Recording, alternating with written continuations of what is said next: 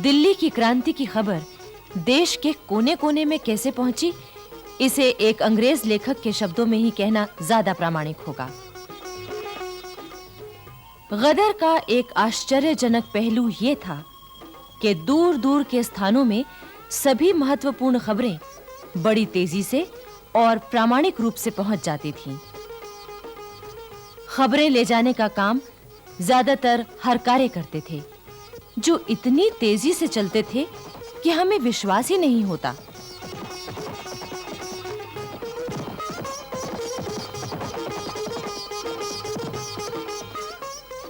यही कारण था कि दिल्ली की स्वाधीनता की खबर नाना साहब को 15 मई 1857 को मिली और कानपुर में अंग्रेजी सेना के सेनापति ह्यू व्हीलर को 18 मई को, यानी पूरे 3 दिन बाद। बिठूर में उस समय नाना साहब के दरबार में उनके 2 भाई बाला साहब और बाबा साहब, नाना साहब का भतीजा राव साहब, अजीमुल्ला खां और प्रसिद्ध मराठा सेनापति तात्या टोपे मौजूद थे।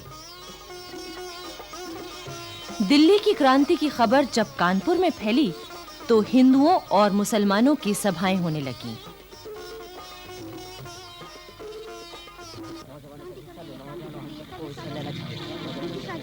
धीरे-धीरे स्कूलों के लड़के, बाजारों में आम लोग और गली मोहल्लों में भी स्वतंत्रता क्रांति की बातें शुरू हो गईं। छावनी में सिपाहियों में भी क्रांति की गुप्त बातचीत शुरू हो गई।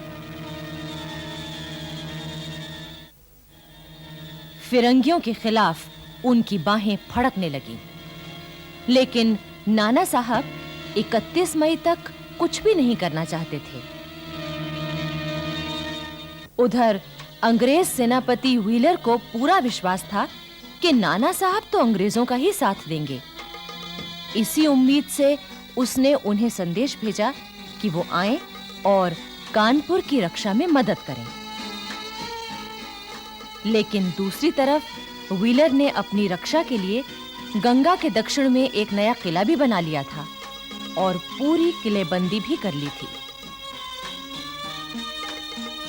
कानपुर में क्रांति की बातों से ही अंग्रेजों में इतनी दहशत थी कि किसी झूठी अफवाह पर भी शहर के सब अंग्रेज अपने बीवी बच्चों को लेकर भागते और व्हीलर के किले में छिप जाते।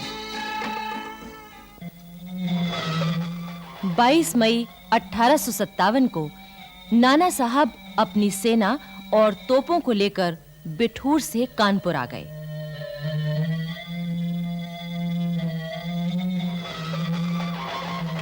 उन्होंने नवाबगंज में अपना डेरा जमाया।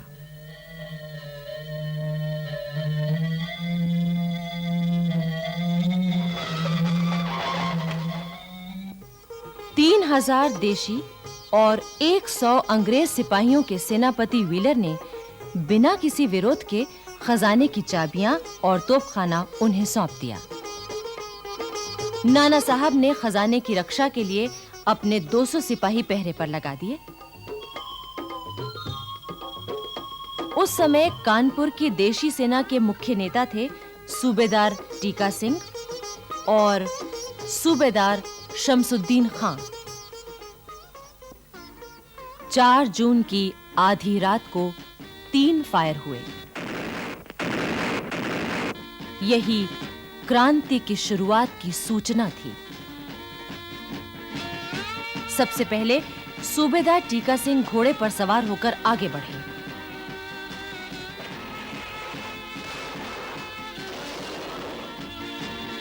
फिर देशी पलटन के हजारों घुड़सवार और पैदल सिपाही मैदान में निकल आए।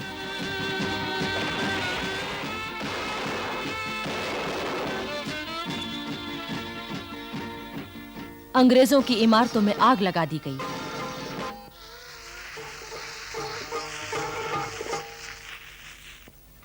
उनके झंडे को हटाकर हरा झंडा फहरा दिया गया। 5 जून को नाना साहब की सेना भी क्रांति सेना से मिल गई। सब तरफ उनका कब्जा हो गया।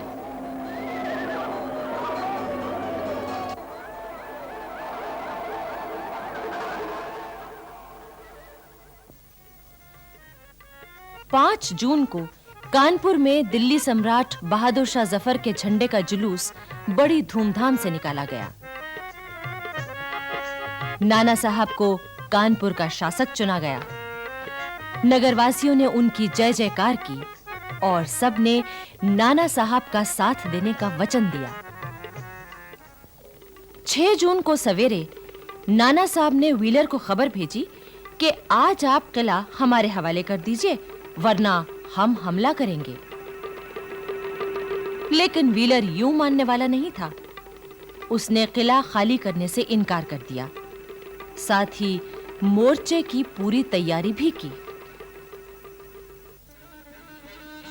6 जून की शाम नाना साहब ने अंग्रेजों के किले पर हमला बोल दिया।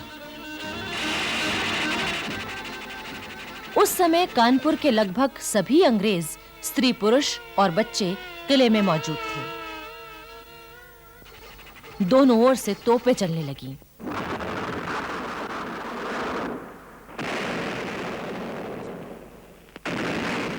दोनों ओर के सिपाही मरने लगे, घायल होने लगे। इस संघर्ष के दौरान कानपुर की जनता का हौसला बढ़ा हुआ था। महिलाएं भी बड़े उत्साह से जुटी हुई थीं। क्रांतिकारी सेना को गोला बारूद और खाना पहुंचाने के साथ-साथ घायलों की सेवा भी कर रही थीं। इसमें कानपुर की एक वेश्या अजीजन ने तो कमाल ही कर दिया।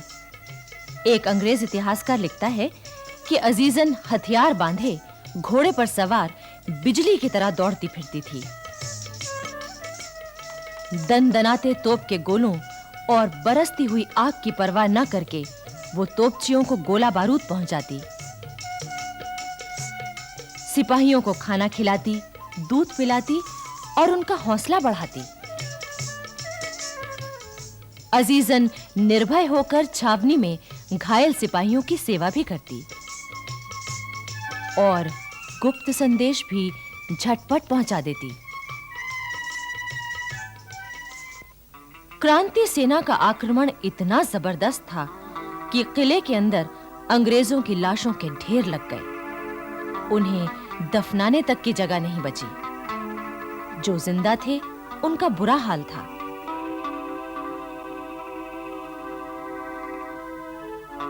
किले में केवल एक ही कुआं था, जो गोले गिरने से टूट चुका था। अंग्रेजों को पीने का पानी मिलना भी मुश्किल हो गया था। कई अंग्रेज हैजा, पेचिश और बुखार के कारण बीमार पड़ गए। उधर नाना साहब ने शहर के तमाम खास लोगों की सभा बुलाई और उनकी सलाह से शहर का शासन चलाने का इंतजाम किया। हुलास सिंह को मुख्य न्यायाधीश बनाया। फौज को रसद पहुंचाने की जिम्मेदारी मुल्ला को सौंपी। दीवानी के मुकदमों के लिए ज्वाला प्रसाद, अजीमुल्लाह खां और बाबा साहब की अदालत बनाई गई। अंग्रेज इतिहासकार एम टॉमसन ने लिखा है कि नाना साहब की शासन व्यवस्था में नगर में पूरी तरह शांति थी। 18 जून और 23 जून को अंग्रेजों से फिर घमासान युद्ध हुए।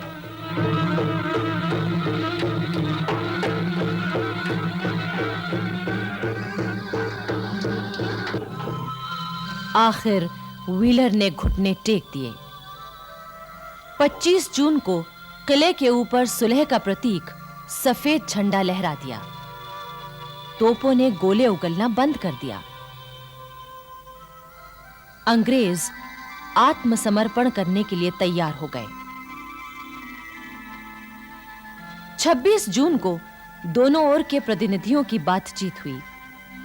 व्हीलर ने जैसे ही अंग्रेजी में बोलना शुरू किया, अजीमुल्लाह खान ने उसे टोक दिया। हालांकि वो अंग्रेजी अच्छी तरह जानते थे। फिर बातचीत हिंदुस्तानी में ही हुई। 27 जून को किले पर बहादुर शाह जफर का हरा झंडा लहराने लगा। अंग्रेजों को हाथियों और पालकियों में बिठाकर गंगा घाट की ओर भेज दिया गया। 28 जून 1857 कानपुर नगर, छावनी और आसपास के तमाम इलाके से अंग्रेजों का नामो निशान मिट चुका था।